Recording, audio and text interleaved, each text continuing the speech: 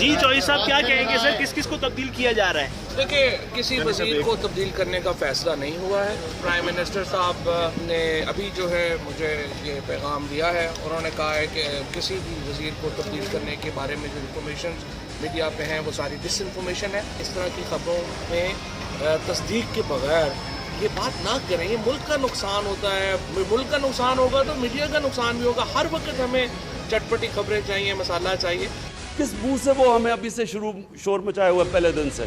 वो कौन लोग हैं जिन्होंने पहले दिन से शोर मचा दिया कि जी गवर्नमेंट फेल हो गई? पार्लियामेंट में था, उन्होंने कहा जी फेल हो गई, और आज तनकीद 7-8 महीने की पार्टी के ऊपर कर रहे हैं कि जी फेल हो गई। कोई नहीं जीत सकता हमारे से। किया जा रहा है, सुबह से ये खबर आ रही है कि आपको तब्दील किया जा रहा है। हजारों ख्वाहिशें ऐसी कि हर ख्वाहिश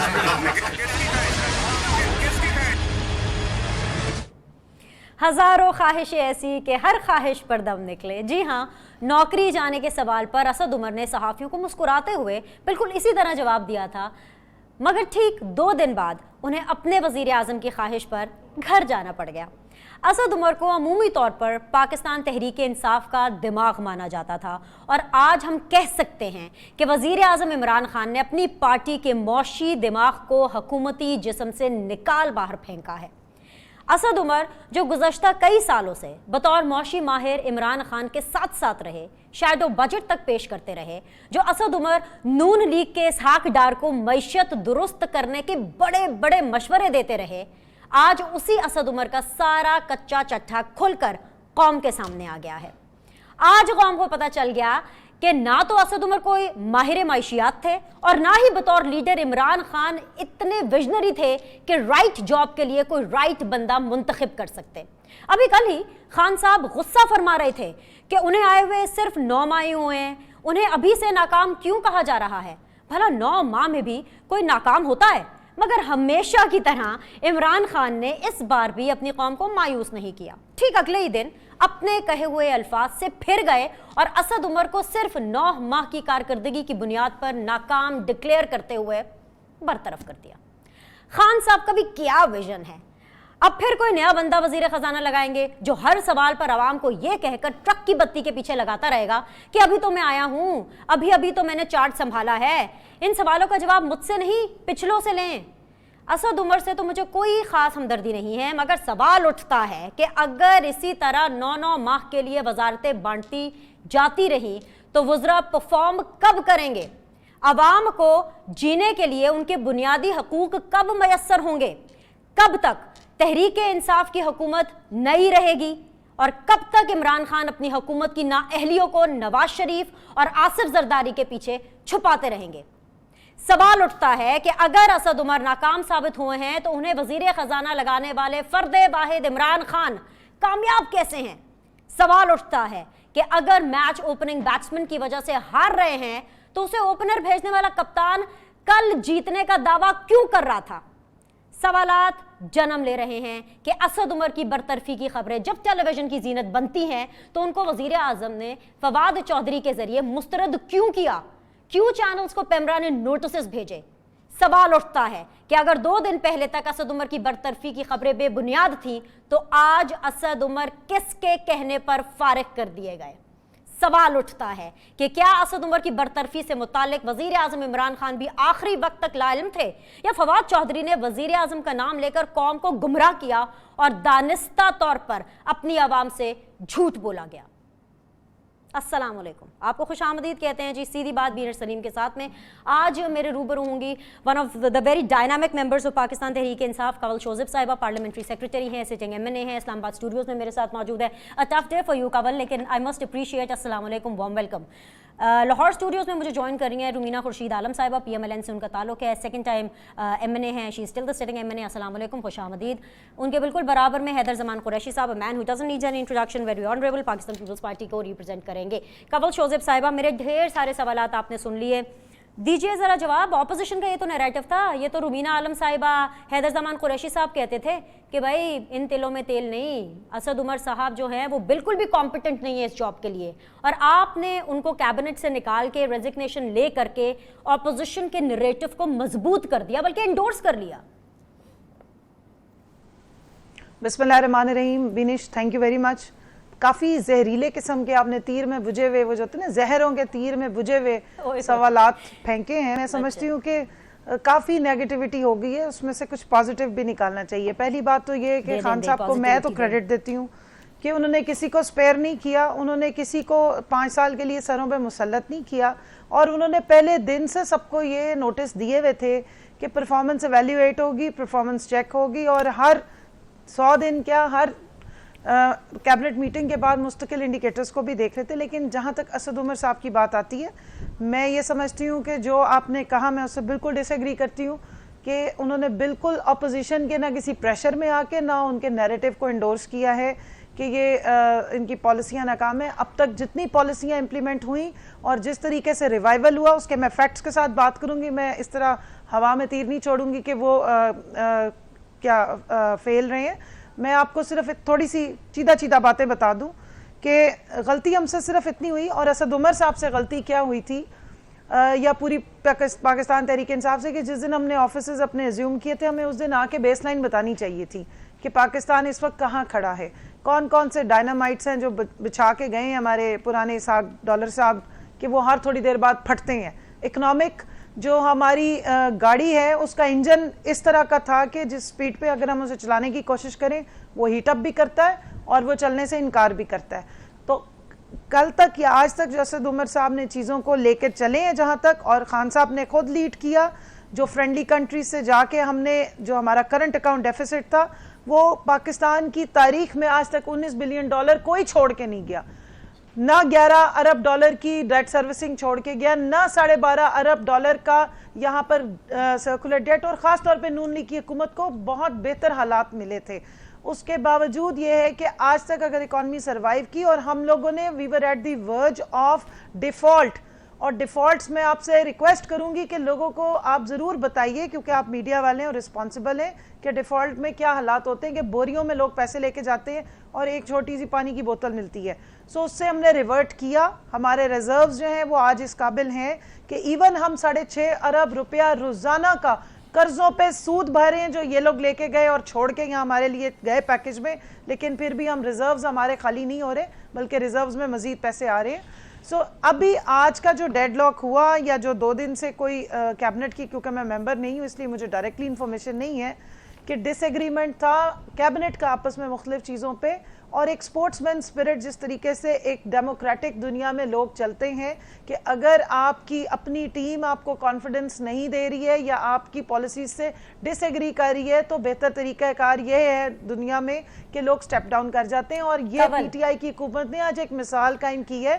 मुझे ये नहीं किया कि जो आ गया है वो परमानेंट है, उसको अपॉइंटमेंट है तो वो चाहे अच्छा करे या बुरा करे। कवल रिपीट करें, आपने अभी ये कहा कि उनको परफॉर्मेंस पर नहीं बल्कि कैबिनेट के अंदर डिफरेंसेस की वजह से निकाला गया। मैं ये जुमले पर जरा अटक गई हूं, अगर आपने यही कहा है जो आपने अभी कहा है थोड़ी देर पहले, जरा रिपीट कर दीजिए क्यों निकाला गया। जो जहां आप अटकी है ना, मैंने आपको जी मैं उससे पहले थोड़ा सा बता दूं कि मैंने ये कहा कि मैं कैबिनेट की मेंबर नहीं हूं, मेरा ख्याल है, क्योंकि देखें अगर आपको देखें पूरी कैबिनेट ने चीज़ों को अप्रूव करना होता है, और जो मुझे कुछ छोटी मोटी खबरें चैनल्स के थ्रू मिली, क्योंकि मैं डायरेक्ट मेंबर नहीं हूं कैबिनेट की, कि जो एमनेस्टी स्कीम या कुछ और पॉलिसीज पे आपस में मेंबर्स की उस चीज़ पे बहस होती है, क्योंकि इमरान खान साहब डिक्टेटर नहीं है, वो सबको खुला मौका देते हैं और लोग उनकी बात को चैलेंज भी करते हैं उनके अपने मेंबर्स, और इसी को स्पोर्ट्समैन स्पिरिट कहा जाता है, इसी को डेमोक्रेसी कहा जाता है। बादशाहत के निज़ाम में लोग अपने फेवरेट्स को रखते हैं संभाल के। इमरान खान साहब के असद उमर फेवरेट खेल नहीं है और रहेंगे। अच्छा, दूसरा मेरी बात सुनिए, नहीं कोई खेल नहीं है, लेकिन ऐसा भी नहीं है मुल्क के आप उसके ऊपर देखिए, मेरी बात सुनिए, आप पूरी जो डेमोक्रेसी की जिनकी मिसालें लोग दिया करते हैं उनकी आप भी जरा उठा के मिसाल पढ़ लें। हम इंग्लैंड को फॉलो करते हैं कि वहां पर अगर कोई समझता है, असद उमर साहब ने क्योंकि खुद स्टेप डाउन किया है और उनको कैबिनेट से निकलने का खान साहब ने बिल्कुल नहीं कहा, वो उनका सिर्फ पोर्टफोलियो चेंज करना चाह रहे थे कि वो एनर्जी ले लें, और फाइनेंस जो है वो दूसरे किसी टेक्नोक्रेट के। ट्वीट किया कि वजीर आजम कहते हैं कि वो ये चाह रहे थे कि असद उमर साहब एज अ फाइनेंस मिनिस्टर हट जाएं, पोर्टफोलियो चेंज कर दें, हट जाएं। नो, नहीं, उन्होंने वजीर आजम साहब ने उनको हटाया। बीनेश, ये असद उमर साहब खुद नहीं, कह रहे हैं, जान, उन्होंने आप कहा जरा- कि आप बीनेश, वजीर एक खजाना सेकंड की सिर्फ- पोर्टफोलियो छोड़ करके तवानाई का पोर्टफोलियो ले ले, जिसके ऊपर असद उमर ने कहा कि मुझे मैं तवानाई यही तो का आपको कह रही पोर्टफोलियो हूँ। नहीं चाहिए। जी हाँ, मैं तो आपको खजाना यही से कह क्यों रही हूँ कि हटाया अगर प्राइम मिनिस्टर ने परफॉर्मेंस उन्हें ठीक ऑफर थी? की थी। वो स्टेप डाउन नहीं हुए, इमरान उनकी खान साहब ने फाइनेंस सैक टीम जो किया, है- उनको फायर किया ऐसा वजीर खजाना। आपने पहले बहुत बीनेश, आपने बहुत सवाल कर लिए, ये वही रिपीट हो रहे हैं, मुझे अब जवाब देने दें। नहीं, मैं सिर्फ लेकिन इतना आप बता रही किसी हूँ और कि तरफ फाइनेंस चली गई टीम हैं। पूरी आप ऑपरेट कह कर रही है। कारकर्दगी बहुत अच्छी है, आप कह रही हैं नहीं, उनको स्पोर्ट्समैन स्पिरिट का उन्होंने मुजाहिरा किया, आप ये कह रही है कैबिनेट के इंटरनल डिफरेंसेस थे। मैं आपको फैक्ट्स तो बताऊंगी ना कवल, आई डोंट वांट कि फैक्ट्स गलत जाए ना, I have to tell you मैं दिस तो आपको बिकॉज़ फैक्ट्स ही बता रही हूँ, मैंने ये सारी चीजें कोट की, आप मेरी बात सुने। मैं सिर्फ इतना बता रही हूँ कि पूरी फाइनेंस की टीम है, खाली एक फाइनेंस मिनिस्टर तो शक्ल नजर आ रही होती, पीछे पूरी टीम है। उसके साथ अगर कैबिनेट का डिसएग्रीमेंट है या उसकी पॉलिसीज को वो चैलेंज Okay, कर रही हैं, ठीक है। तो उस पे उन्होंने स्पोर्ट्समैन स्पिरिट किया। और ये भी अभी डेवलपिंग स्टोरी है, मुझे अभी फिलहाल डायरेक्टली कोई इंफॉर्मेशन नहीं आई बाहर बाकी से। लोगों को भी शामिल कर लो, मैं बाकी लोगों को ये शामिल मेरा कर लेती हूँ। पर्सनल कवल- एनालिसिस है, ये Okay, पार्टी लाइन नहीं है all जो right. मैं आपको दे रही हूँ। बिल्कुल बिल्कुल, अभी तक इनको खबर नहीं पहुंची है। कवल का मौकफ आपने सुन लिया है। It is not about performance, it is about the differences in the cabinet के आज असद उमर कैबिनेट का हिस्सा नहीं है और ये इनकी ज्यादा तज्जिया है, जैसे उन्होंने कहा, बिकॉज द गवर्नमेंट की तरफ से और कोई भी न्यूज़ इनके पास from the फाइनेंशियल जो horse's टीम mouth है ना, नहीं आई उसके है। साथ ठीक है, डिसएग्रीमेंट जी, था। जी या। देखिए, सबसे पहले तो अब मैं ये समझती हूँ कि आज बड़े परेशान कुन हालात दिन है, क्योंकि आप सोचें कि जिनको आप क्योंकि आपको पता है अक्सर तहरीक इंसाफ यही बात करती है कि क्लिनिक वो हॉस्पिटल में आईसीयू में, तो आज मैं सोच रही थी कि तहरीक इंसाफ का दिमाग तो चला गया, तो अब तो कौमे में तो नहीं सिचुएशन चलेगी, कुछ थोड़ी सी मुझे ये फीलिंग आ रही थी। दूसरी बात ये कि मैंने तो बहुत देर से हम लोग कहते हैं वो दिमाग तो हम दूसरी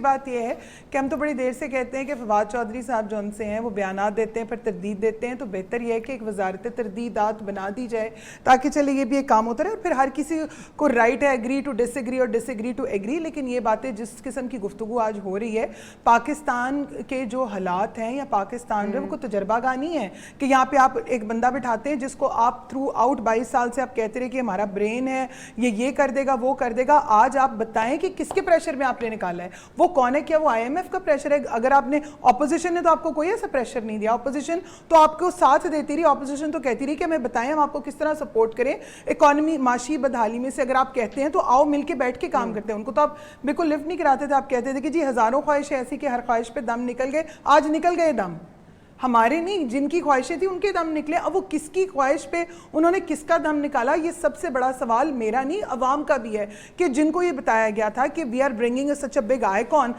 जो कि हम लेकर आ रहे हैं। और दूसरी बात यही कि आज आप बात करते हैं बेस लाइन की, आप बात करते हैं बोरियों में, तो आपके पाकिस्तानी सरमायाकार तो वैसे ही भाग रहा है।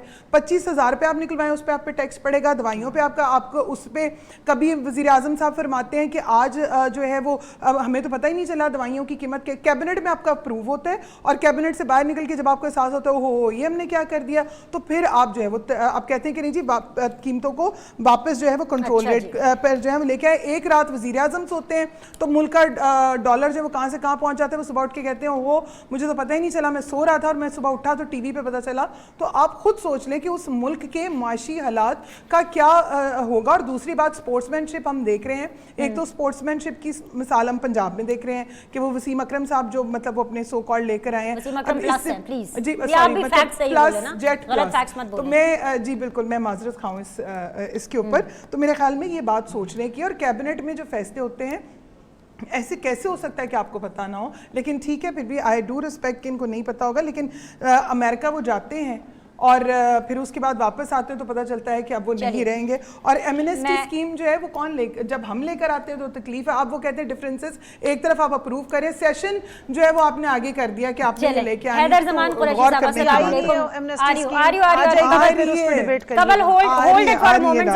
पार्टी का भी मौकफ ले लें। Bilawal Bhutto is really happy on it. वो कह रहे हैं पाकिस्तान की मैशत ठीक हो जाएगी। मतलब क्या कोई पर्सनल स्कोर था जो अपना सेटल कर रहे थे बिलावल भुट्टो जरदारी साहब, या उनको इमरान खान के ऊपर इतना एतमाद है कि once Asad Umar is not in the cabinet, he is no more the finance minister, जो भी अगला आएगा वो बिल्कुल एकदम से मैशत ठीक कर देगा। बिस्मिल्लाहिर्रहमानिर्रहीम। बर्बाद गुलिस्तान करने को बस एक ही वजीर काफ़ी था। हर शाख पे एक वजीर बैठा है, अंजाम काबीना क्या होगा। ठीक है, देखिए इट्स अ गुड डे और बहुत अच्छा दिफा किया अपने अल्फाज में इन्होंने, लेकिन फैक्ट जो है ना, why you said good day? It's a good day because the superstar S bowler of the PTI team, the financial wizard, the icon, ठीक है, आज साबित हो गया कि वो आइकॉन को सैक किया गया। और आपकी इतला दुरुस्त है, जिसको सैकिंग का मतलब नहीं पता वो एंग्रो के बोर्ड ऑफ डायरेक्टर्स के मिनट्स उठा के देख ले, जो 7 साल पहले इशू हुए थे, तब भी सैक किए गए थे। 5 अरब का नुकसान हुआ था एंग्रो को, आज भी सैक किए गए। और इमरान खान साहब ने दुरुस्त फैसला किया, काश के ये 9 महीने पहले कर लेते। और भी बहुत लोग सैक होने जा रहे हैं और आपके प्रोग्राम में मैं ये बरमला बता रहा हूँ कि पंजाब में भी वसीम अकरम प्लस जो है आने वाले दिनों में सैक हो जाएंगे। लेकिन सैक किसने किया? लाने वाले लाए थे जिनको, उन्होंने आज फाइनेंस का कलमदान ले लिया। इसके बाद फाइनेंस पीटीआई के बंदे को नहीं मिलेगी। तो ना खान साहब लेकर आए थे, खान साहब ने फारिग कर दिया। तो अब जो अगला वजीर खजाना आएगा, जो अगला वजीर खजाना आएगा, उससे आपको ये साबित हो जाएगा कि वो वजीर खजाना पीटीआई का नहीं होगा, वो कहीं से आएगा, क्योंकि इनकी टीम के तो बेस्ट प्लेयर ये थे ना। और उसके बाद ये कहना असद उमर साहब का, उमर अयूब की खबरें चल रही हैं, लेकिन वो तो हैं पीटीआई के। सुन लेना, जो आएगा, जब आएगा उस पे प्रोग्राम वो है ना पीटीआई के उमर अयूब साहब। जब आएगा तो पता चल जाएगा। अभी आया तो नहीं, अभी तो भाषगश्त है नामों की। जब आएगा तो पता चल जाएगा। और दूसरी बात मैं ये करना चाहूँगा कि जो फरमा रहे थे वो कि मुझे एनर्जी का कलमदान दे रहे थे। अरे भाई, फाइनेंस मिनिस्ट्री से ही सारी मिनिस्ट्रीज निकलती हैं। जब आपने मुल्क की मईशत का ही भट्ठा बिठा दिया और आप पर नो कॉन्फिडेंस हो गया, तो कोई बावला होगा जो या अपना इनसेन हो जाएगा जो आपको पेट्रोलियम दे देगा या कॉमर्स दे देगा? बिल्कुल नहीं। और ये बात गलत है ये जो कह रही हैं कि जनाब डिफरेंस ऑफ ओपिनियन है ऑन एमनेस्टी। क्या एमनेस्टी लाने या ना लाने की वजह से 2 दिन के अंदर ये फैसला हो गया? उनके जाने का फैसला तो आईएमएफ के, वो कह रही हैं बार-बार कि मेरा एनालिसिस है, उनका एनालिसिस है, तो दुरुस्त नहीं हो सकता। ये बाज़गश्त हुई, लेकिन मुझे हमदर्दी है बीनेश आप समेत उन मीडिया चैनल्स पर जिनके ऊपर फिक्रे कसे गए कि फेक न्यूज़ है, काबीना में रद्दोबदल नहीं होने जा रहा। भाई सब कुछ होने जा रहा है और ये टिप ऑफ द आइसबर्ग है। जब फाइनेंस जाएगा तो फिर सीएम जाएगा और इवेंचुअली पीएम जाएगा, क्योंकि the buck stops on the prime minister, the cabinet. अब हुआ क्या है? हुआ ये है कि आपने मईशत को का भुरकस निकाल दिया है और पाकिस्तान के जो इदारे हैं, पाकिस्तान की जो स्टेट है, दे आर कंसर्न्ड कि आपने अगर एक बंदर को बिठा देना है 747 के पायलट पे और ये सोचना है कि ज़बरदस्त है जी, बहुत पढ़ा लिखा है, बहुत कॉम्पिटेंट है, तो the facts, the figures are not supporting that. उन्होंने अपनी सलाहियत में ज़रूर अच्छे फैसले किए होंगे, लेकिन दे बैकफायर्ड। तो ये कहना, और आज उन्होंने पीटीआई से अलहदगी इख्तियार की है, काबीना से नहीं। ये आपको वक्त बताएगा। मैंने ना कल पूरा प्रोग्राम बैठ के, क्योंकि आज वो जा रहे थे, हैदर भाई बड़ा आसान, ज़्यादा राह लेकर जा रहे थे। असद उमर साहब, हमें हमदर्दी है उनके साथ, लेकिन आज वो अकेले बैठे थे, उनके साथ कोई नहीं था। थोड़ी अर्ज सुन लेना सर। कल मैं मुराद अली शाह साहब को देख रही थी, परसों भी मैं देख रही थी, वो आईजी से रिपोर्ट मांग रहे हैं, पुलिस डिपार्टमेंट उनको रिपोर्ट नहीं दे रहा, आईजी उनको कुछ बता नहीं रहा है, वो सबको बताते फिर रहे हैं कि जी मेरे तो कंट्रोल ही नहीं है इनके ऊपर, मैं क्या करूं। कराची के अंदर इस वक्त सिंध के अंदर क्राइसिस चल रहा है और यहाँ आप बैठ करके आसान काम कर रहे हैं, which is actually you are pinpointing to what is happening with PTI. तो मुझे ब्रेक लेने दें। आपका अपना सीएम सर इतना पावरलेस है, he can not take a report. Court order है, कोर्ट ऑर्डर है, आप पढ़ लेना इस पे प्रोग्राम कर लें। 2018 की जजमेंट है, बेबस है तो फिर रिजाइन कर दे, छोड़ दे। रिजाइन की बात नहीं है, कानून के मुताबिक उसको एम्पावर नहीं। ये तो फिर यही तो हम कहते हैं जब इदारे ट्रांसग्रेस करते हैं। जब इदारे ट्रांसग्रेस करते हैं अथॉरिटी से, और एक यहाँ पे सीएम है जो आईजी को मिस्ड कॉलें देते हैं और आईजी बात नहीं सुनता और वो 8 घंटे में ट्रांसफर हो जाता है और 4 आईजी बदल जाते हैं पंजाब के। तो ऐसी भी फुर्ती हमने नहीं देखी। तो ये देखिए, ये पाकिस्तान के साथ मजाक है और हजारों ख्वाहिशों वाला शेर आपने पढ़ा। प्राइम मिनिस्टर साहब वजीर खजाना वाले पूरे मामले के चक्कर में इस्लामाबाद में इतने बिजी रहे क्योंकि वो क्वेटा नहीं जा सके, जो कि उनका स्केड्यूल था। No sir, it was announced, it was schedule and I am sad about it, I am sad about it. एक ब्रेक लेते हैं, ब्रेक के बाद वापस आएंगे। तीनों पैनलिस्ट, ओके सर, तीनों पैनलिस्ट हमारे साथ रूबरू रहेंगे। Will be back shortly.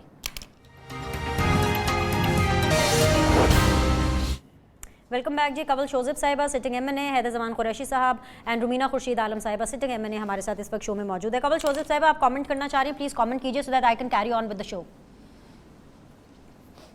जी, रुमीना बड़े ज़ोरों शोर से कह रही थी कि इनका दिमाग चला गया। दिमाग हमारे इमरान खान साहब हैं और वो बिल्कुल कंट्रोल रूम उनके हाथ में है और चीज़ें बड़ी कंट्रोल में हैं। और आपको भी मैं कहूँगी भी नहीं ज़्यादा दिल बर्दाश्त ना हो, इंशाल्लाह चीज़ें बेहतरी की तरफ जा रही हैं और मेरे पास फैक्ट्स एंड इंडिकेटर्स हैं, मैं वो बोलूँगी।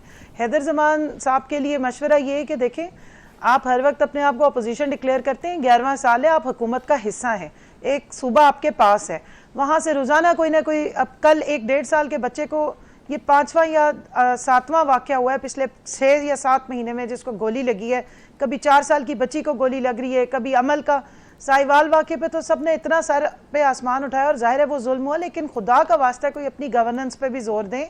आप तनकीद बराए तनकीद पे मत आएँ, जो स्कोर आप सेटल करें। वैसे भी एक रीजनल जमात है, सिवाय सिंध के और कहीं आपका एग्जिस्टेंस नहीं है, तो सिंध पे तो कम से कम आप लोग फोकस करें।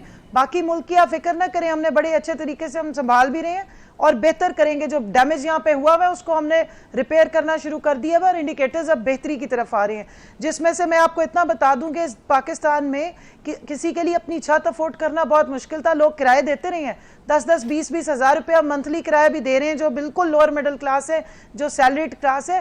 पहली दफ़ा पाकिस्तान में मॉर्गेज फाइनेंसिंग को लाया जा रहा है, जिससे 40 इंडस्ट्रीज जो हैं वो रिवाइव होंगी और इस मुल्क में इकनॉमिक एक्टिविटी जनरेट होगी, जिसका कल इफ्तिताह किया गया है। 1,35,000 घर पहले मरहले में सिर्फ इस्लामाबाद में इनाग्रेट हुए हैं। और आज आपने ठीक फरमाया कि कोयटा जाना था, मगर आज कुछ हालात ऐसे हुए और कोयटा में जो दहशतगर्दी हो रही है जो नई, उसके लिए पूरी एक स्कीम अब। और इसके अलावा मैं आपको इतना बता दूं, एग्रीकल्चर सेक्टर से Hang on, मैं कोयटा बिल्कुल allow me to ask a question, कवल एक मिनट पहले असद उमर के चैप्टर को हम पूरा वाइंड अप कर रहे हैं आज के शो के लिए। मैं कोयटा पे बात करूंगी ना, मेरा सवाल ले लीजिए, मेरा सवाल ले लीजिए। पता है कि वक्त की मेरे पास कमी है। असद उमर साहब ने ये आज हमें बताया है कि जो अगला फाइनेंस मिनिस्टर होगा वो भी टेक्नोक्रेट होगा, नंबर 1। नंबर 2, जो बजट आने वाला है वो तमाम का तमाम बजट IMF के शराइत के मुताबिक होगा, विच मीन्स कि वो के अवामी फ्रेंडली नहीं होगा, अवाम के साथ कुछ अच्छा हम उसमें एक्सपेक्ट नहीं कर सकते। और तीसरी बड़ी इंपॉर्टेंट चीज़ जो कि असद उमर साहब ने ही आज अपनी प्रेस कॉन्फ्रेंस में कही कि जो अगला फाइनेंस मिनिस्टर आएगा उसके लिए कोई इतनी आसानी नहीं होगी। उन्होंने कोई नई ख्वाहिशात नहीं दी, उन्होंने कहा कोई मोजज़े एक्सपेक्ट ना कीजिएगा जो अगला फाइनेंस मिनिस्टर आएगा। इन तीनों के ऊपर प्लीज़ मुझे कॉमेंट कर दें। देखें, जो उन्होंने बात की है ना वो इसलिए हकीकत है क्योंकि जो वो पहले बातें करते रहे हैं कि आपकी इकोनॉमी को अगर आपने उसकी सर्जरी की है तो रिकवरी में स्लो ग्रोथ का जो प्रोसेस था वो माशाल्लाह हमारे जो मिफ्ता इस्माइल साहब हैं उन्हीं के दौर में वो इंडिकेटर्स आने शुरू हो गए थे। क्योंकि जो इससे पहले मैं आपको बता रही थी कि क्योंकि कुछ इकोनॉमिक्स मैं जानती हूँ और मैं उसी ज़ुबान में बात करना चाहूँगी कि जिस तरीके से हमने इकोनॉमी को चलाया था और जिस तरीके से इसहाक डॉलर साहब ने $24 बिलियन लगा के आर्टिफिशियली एक इकोनॉमी को खड़ा रखा कुछ अरसे के लिए, तो मिफ्ता इस्माइल साहब की उनसे 180 डिग्री ऑपोजिट पॉलिसी थी। उन्होंने उसको गिरने दिया, 127 पे वो छोड़ के गए थे और उसके बाद डॉलर जब गिरा है तो तकरीबन 11 रुपये और गिरा है, तो टोटल 34% की इसमें डेप्रिसिएशन इसलिए की गई कि अगर उसी लेवल पे रखते तो एक आर्टिफिशियल इकोनॉमी थी और इसने अल्टीमेटली बबल ने बस्ट होना था। अब चीज़ों को रिकवर करने के लिए हमने एक्सपोर्ट्स पे जोर दे रहे हैं और इंपोर्ट्स पे पाबंदी लगाई है, क्योंकि जब आप ज़्यादा इंपोर्ट्स करते हैं तो आपकी इकोनॉमी का बैलेंस ऑफ पेमेंट जो इस वक्त आउट हुआ हुआ है वो इसी तरीके से होता है और पहले ही बड़े बड़े गड़े थे बैलेंस ऑफ पेमेंट में और फिस्कल डेफिसिट था। अब फॉरेन डायरेक्ट इन्वेस्टमेंट का ग्राफ हमारा बेहतर हो गया, 17% आई है और ये इस चीज़ का इंडिकेटर है। इन्वेस्टर्स आ रहे हैं। अभी 4 दिन पहले यहाँ पर CDM में G11 में जाके प्लॉट सेल हुए हैं, 11.5 बिलियन की आमदनी हुई है और इन्वेस्टर वहाँ मौजूद था। ये अच्छे इंडिकेटर्स हैं और मेरे ख्याल में कि हमें अपने चैनल्स पे, चाहे हम अपोजिशन है चाहे हम गवर्नमेंट है, हमें कुछ अच्छा भी लोगों को बताना चाहिए, क्योंकि अल्टीमेटली इस मुल्क का सत्यानाश हुआ है जो हुआ है। और ये मैं आपको बता दूं कि ये मॉर्गेज फाइनेंसिंग ये जो हमने शुरू की हाउसिंग स्कीम, इसके अलावा एग्रीकल्चर सेक्टर, लाइफ स्टॉक जिस पे लोगों को बड़ी हंसी आती है इस तरह की, और IT सर्विसिंग जो 3.3 बिलियन की इकोनॉमी है जिसमें हम कुछ भी कंट्रीब्यूट नहीं करते, इन सब चीज़ों पे हम फोकस करें।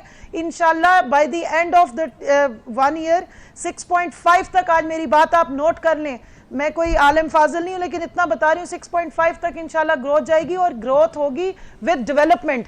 ये डेड ग्रोथ नहीं होगी। इसमें खाली ये नहीं होगा कि आपने अपना PSDP खुद ही डाला हो, प्राइवेट सेक्टर की इन्वेस्टमेंट आ गया। अब आपने आगे पॉइंट ऑफ व्यू, अब जरा मैं कवल अब जरा नेशनल की आप बात कर रही थी, बिनिश टेक्नोक्रेट पे एक सिर्फ जुमला सुन ले। जी जी जी जी मैं सिर्फ इतना बता रही हूँ, मैंने पहले भी यही कहा था कि पूरी फाइनेंस की टीम बैठी हुई है, एक बंदे ने उसको ऐड करना, और अनलाइक जो मेरे गर्देजी साहब ने फरमाया कि वो पीटीआई का नहीं होगा, इंशाल्लाह ताला पीटीआई का भी होगा और पाकिस्तान का भी होगा और मुल्क के लिए बेहतर फैसले करेगा।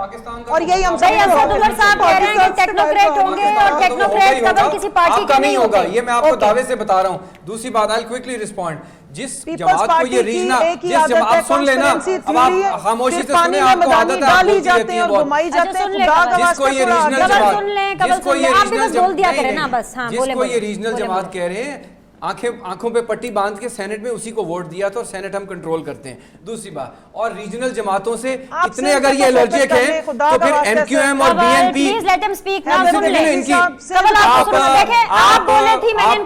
आपको अलकाब आदाब सीखने चाहिए टॉक शोज पे आने से पहले। आपको इनको सुनना पड़ेगा, ये बड़ी गलत इनकी आदत है और ये इंटरप्ट करती हैं और मैं इनको बात नहीं करने दूंगा। बात ये है कि जिन रीजनल जमातों, आदाद नहीं है, आप तो आदाद ही करती रह जाएंगी। बात ये है कि जिन रीजनल जमातों से इनको नफरत है, बीएनपी उन्हीं की, इनकी हुकूमत में है, एमक्यूएम पाकिस्तान इन्हीं की हुकूमत में है, तो रीजनल जमातों से नफरत ना किया करें, ये पाकिस्तान को मजबूत करती हैं। और हम जो रीजनल जमात आपको है ना, आप रीजनल जमात क्या के ताना दे रही हैं। दूसरी बात ये है कि आपको मईशत के गलत फिगर्स देने पे यू शुड बी एम्बैरेस्ड। आपके कॉमर्स मिनिस्टर जो है, आपके कॉमर्स मिनिस्टर कहते हैं कि 33% डिवैल्यूएशन के बाद 0.1% एक्सपोर्ट्स बढ़ी हैं। आप कैसे बेवकूफी बना रही हैं लोगों को, आप लोगों को गलत बयानी कर रही हैं कि इंडिकेटर्स बढ़ रहे हैं। स्टॉक मार्केट 5000 पॉइंट्स नीचे चली गई है, बिलियंस ऑफ डॉलर्स निकल गए हैं। ज़राअत की नेगेटिव ग्रोथ है, लार्ज स्केल मैन्युफैक्चरिंग 2.4% है, 7.8 से नीचे आ गई है। आप कहते हैं कि हमें सब कुछ पता है। अरे भाई, अगर आपके इंडिकेटर सही होते तो आप अपने वजीर खजाना को आज सैक करते।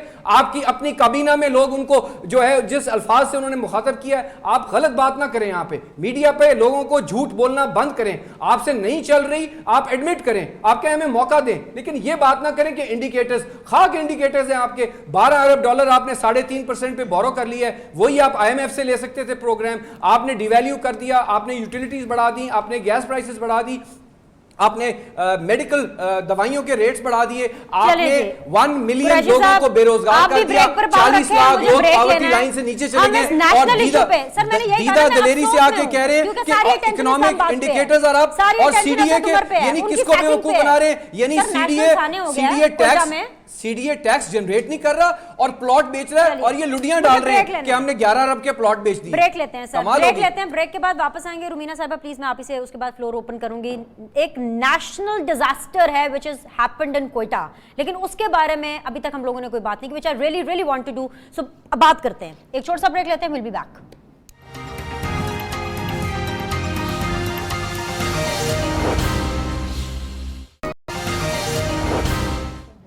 ब्रेक के बाद जी एक दफ़ा फिर से आप लोग को खुशामदीद कहते हैं। फाइनल राउंड ऑफ डिस्कशन है। रुमीना साहिबा, मैं आपसे आगाज़ करना चाहूँगी एंड आई रियली वांट कि आप इस चीज़ को इन लूप रखें, which is actually the national issue. Hazara के अंदर 20+ लोग जो है अपनी जान गंवा चुके हैं। हमने आज देखा क्वेटा के अंदर जो पूरा वाक़या हुआ, उसके अंदर 14 अफराद जो है वो लुकमा अजल बने, उनको निकाल के टारगेट करके उनको मारा गया। Total all together 34 people have lost their life.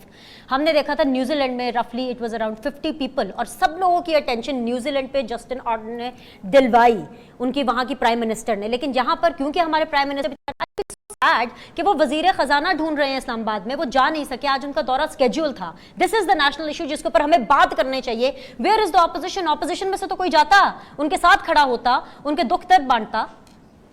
देखिए, सबसे पहले तो बिनिश ऑपोजिशन क्यों नहीं गई है, क्या नहीं गई, वो भी जो जहाँ तक बात है, मेरे ख्याल में डेफिनेटली बहुत लोग जाएंगे और ज़रूर जाएंगे। लेकिन अफसोसनाक बात यह है कि आपने जिस मुल्क की एग्जाम्पल दी है, उस मुल्क में और इस मुल्क में बहुत फ़र्क है। वहाँ पर इंसानियत का एलिमेंट आज भी ज़िंदा है। यहाँ पर आप ये बात कर रही हैं, मतलब I don't want to compare the situation with the political scenario, but yes, हमें बात करनी है इसके ऊपर, क्योंकि जहाँ पर जो तरजीहात की अगर आप बात करते हैं तो वहाँ पर तरजीहात ये है कि लोग मरते हैं तो मरे।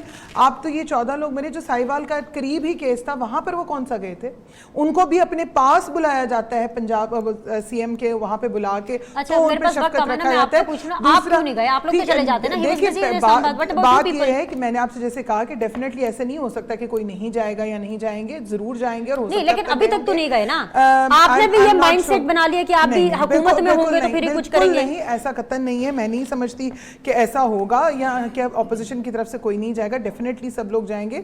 और ये ऐसी सिचुएशंस नहीं होती कि जहाँ पर आप जो है वो सिर्फ पॉइंट स्कोरिंग के लिए कोई चीज़ करते हैं, लेकिन यहाँ पर बात जो है वो ज़रूरी है कि जो वक्त हुकूमत, क्योंकि वज़ीर आज़म जो है वो उस अवाम का नुमाइंदा है, अवाम के लिए हर चीज़ का जिम्मेदार है वो, ठीक है, उसकी ओनरशिप। और ये वही खान साहब हैं जो क्या क्या बयान देते थे। और आज हमने देखा, चाहे साहिवाल का वाक़या कहा हो, हम लोग तो ये देख रहे हैं कि 9 माह के अंदर 5 वजीर बदल जाते हैं। आपकी प्रायोरिटीज़ ये हैं कि आप इसको बदल रहे हैं, उसको बदल रहे हैं। आपके लिए मुल्क आपकी प्रायोरिटी ना था ना है, क्योंकि आपको समझ ही नहीं आ रही, because you are they are totally in a chaos. जिस जो एक, और अब तो ये समझ नहीं आती कि फैसल वाडवा साहब की बात पे यकीन करें, मुराद सईद साहब की बात पे यकीन करें, फवाद चौधरी पे करें, या वर्ल्ड बैंक की बात पे। ऑलराइट, कंवल साहिबा मैं आपके पास आऊंगी। मैं जरा बिलावल गए थे और ऑन द हज़ारा कम्युनिटी बिल्कुल गए, और हम आज भी यही डिमांड कर रहे हैं कि नेशनल एक्शन प्लान पर लिप सर्विस नहीं होनी चाहिए, इम्प्लीमेंटेशन आना चाहिए, और इस मामले को सबसे ज्यादा टॉप प्रायोरिटी होना चाहिए। ये जो जेनोसाइड हो रहा है हज़ारा कम्युनिटी का, हमारी गवर्नमेंट में भी बहुत हुआ, हमने तब भी पूरी कोशिश की, और अब जबकि ये क्लेम किया जा रहा है कि बहुत सक्सेसफुल कंट्रोल कर लिया गया है, तो ये आज भी वीकनेसेस एक्सपोज जो हो रही हैं ये नजर आ रहा है। इस पे सब लोगों को बैठना चाहिए, हुकूमत का भी साथ देना चाहिए, अगर वो लेटर एंड स्पिरिट में नैप को इम्प्लीमेंट करें। कंवल शोजर साहिबा, I just have 1 final minute, मुझे प्लीज एक ठोस जवाब दे दीजिए, अगर आपके नॉलेज में है, prime minister of Pakistan Imran Khan Sahab as the chief executive, as the वजीर दाखिला ऑफ द कंट्री, वो कब जा रहे हैं उनकी ढारस बंधाने के लिए, उनके दुख में शरीक होने के लिए? देखिए, ये बिलावल साहब की तशरीफ़ आवरी से पहले वहाँ पर कम से कम भी 5 जो सिटिंग वज़रा हैं वो गए हैं, और उन्होंने पूरी उनके साथ जाके यकजहती का इजहार भी किया है। और वो जो धरना था उनके ज़ाहिर है रिजर्वेशंस को एड्रेस करके वो फिर उसके बाद ही ख़त्म हुआ है। और मैं इसमें थोड़ा सा ये आपको बताती चलूँ कि जो 20 लोग शहीद हुए थे उनमें 6 लोग हज़ारा थे और बाकी दूसरे लोग भी मौजूद थे। तो ओवरऑल ये एक अटैक था। ये अच्छा कंवल, वक्त की कमी है, प्राइम मिनिस्टर कब जा रहे हैं? मुझे क्लोज करना है जरा शो, अगर आप मुझे कोई इन्फॉर्मेशन दे पाएं तो। बिनेश, मुझे इस बारे में कोई मालूम नहीं है, मैं ऐसे बिला वजह कोई ऐसी स्टेटमेंट नहीं देना चाहती, लेकिन मैं मीना को ये कहूंगी कि ऐसा इकबाल साहब को या किसी को, मैं आप लोगों से मंडे को मुलाकात करूंगी, आप लोग के फीडबैक का इंतजार रहेगा। लुक आफ्टर योरसेल्फ, अल्लाह हाफिज।